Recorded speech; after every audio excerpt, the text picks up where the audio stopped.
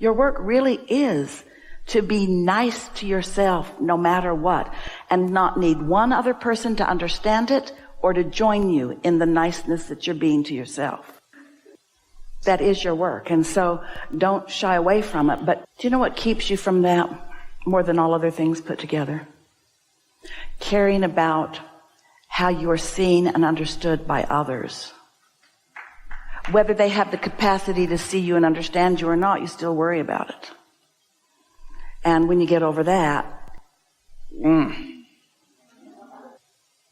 momentum is just the law of attraction responding to your thought. And so momentum really is about trending.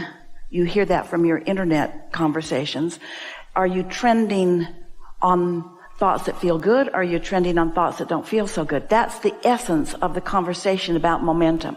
Because momentum about what you want can't really get going if you're back and forth. And momentum about what you don't want can't really get going if you're back and forth.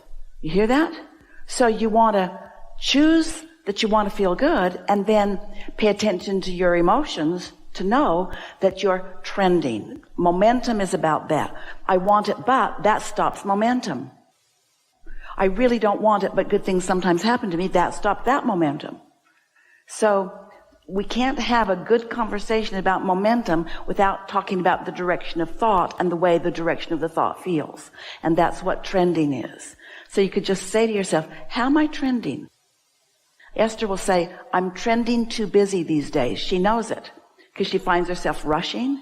She finds herself not really enjoying the drive somewhere because she's having to make every possible turn and light count. That's not fun. And so she'll say, I can feel that I'm trending more toward action than is really my best work. Time for me to start trending more toward how I feel. Thinking about the thoughts that feel good. You can get more done about the things you really care about by staying off that subject altogether and by making lists of things that you feel really good about. Because you've already done step one. It's already in the vortex. Jerry used to say to Esther, you're working too hard and I don't know what to do about it. And Esther would say, help me. And he would say, that's not my style. That's not my style. And what he meant, he didn't mean, I want to help you work hard, Esther. He meant, I want you to figure out how to not work so hard, Esther. Think about the crowd you're playing to with that approach to life.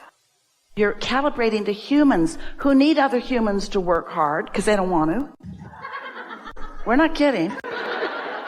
Or who haven't discovered the leverage of alignment. They're well-meaning. We're not really after any of them at all. If you want to get stuff done, sometimes you just have to buck up and get it done no matter what your mood is. We get that. You can't not feed your kids just because you don't feel good in the moment. But the less you do under the duress of negative emotion, then the more power you feel. We don't need to have a conversation with you about much of anything, really. We can see your vortex is clear. You have been living life deliberately for a very long time. Our message to you is chill. Take it easier. Take it easier. Trust that it's coming. Faith, religious word, faith, is annoying. Even the description of it, faith in what's not yet seen. And yet that really is what that vortex is. It's real, it's active, it's calling cooperative components, and you can't be one when you're under stress. You cannot be a cooperative component when you're mad at somebody, when you're trying to explain something to somebody that they're never going to get no matter how many times you explain it. Look at all the seeming barriers that exist among human interactions. There's the language barrier. There's the cultural barrier. This is spoken from physical human point of view. There's the demographics barrier. There's the educational barrier.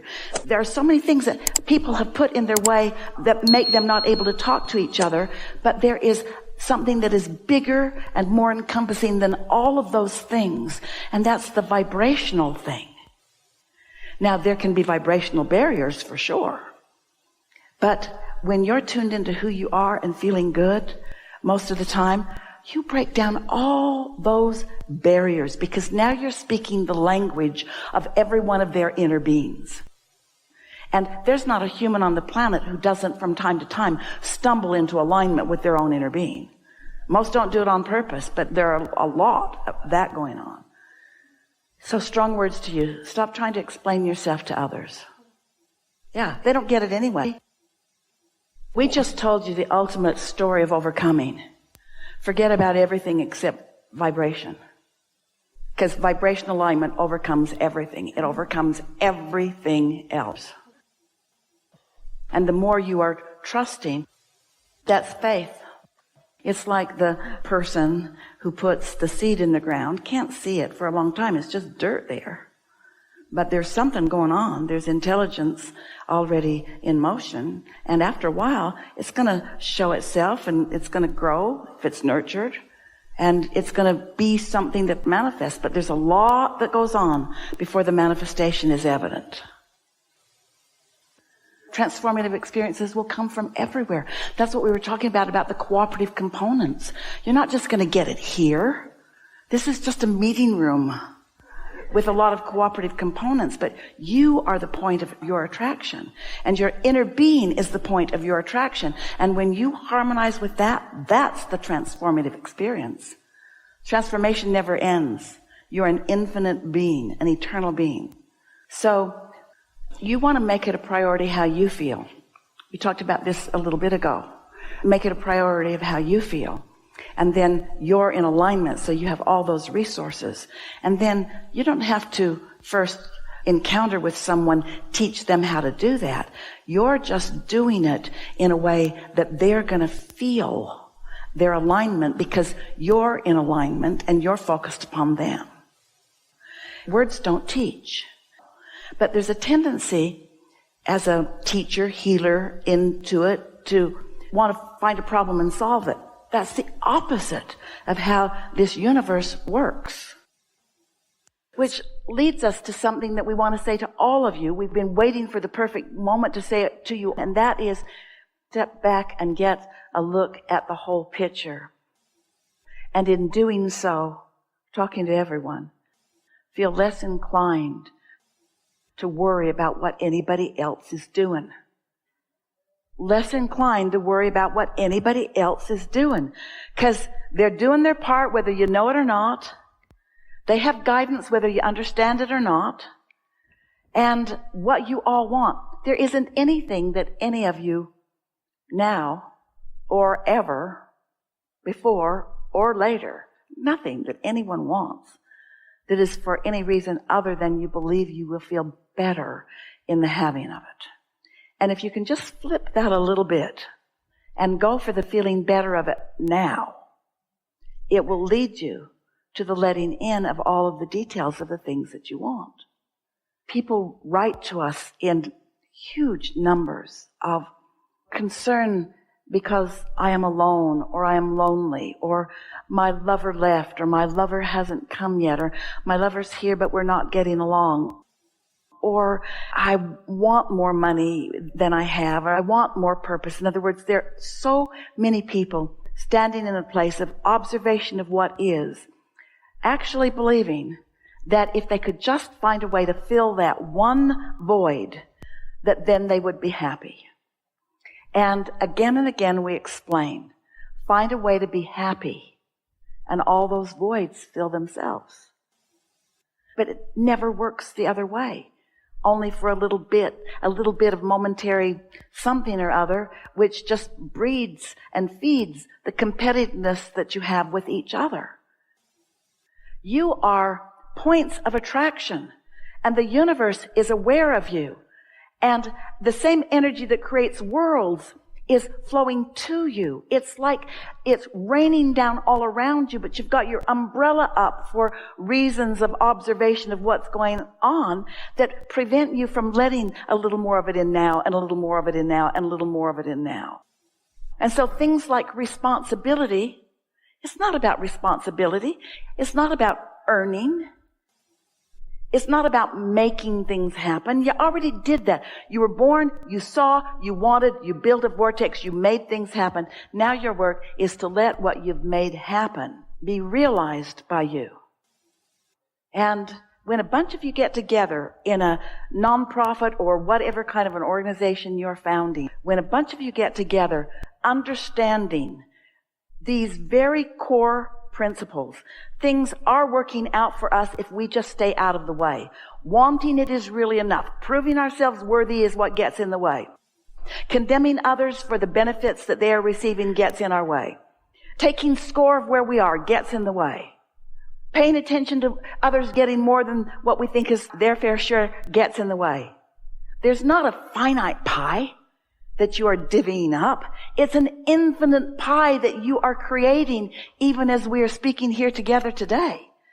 So we're just saying to you, you've created this endless pies with the capacity to feed you in so many ways. You just gotta chill out and let more of it in. And don't worry, it won't make you lazy. It won't make you disrespectful of source energy. It will validate the thing that you are mostly looking for, even in this room. It will validate your sense of worth. It will validate your worthiness. It will not only validate your worthiness, it will validate your awareness of the worthiness of others.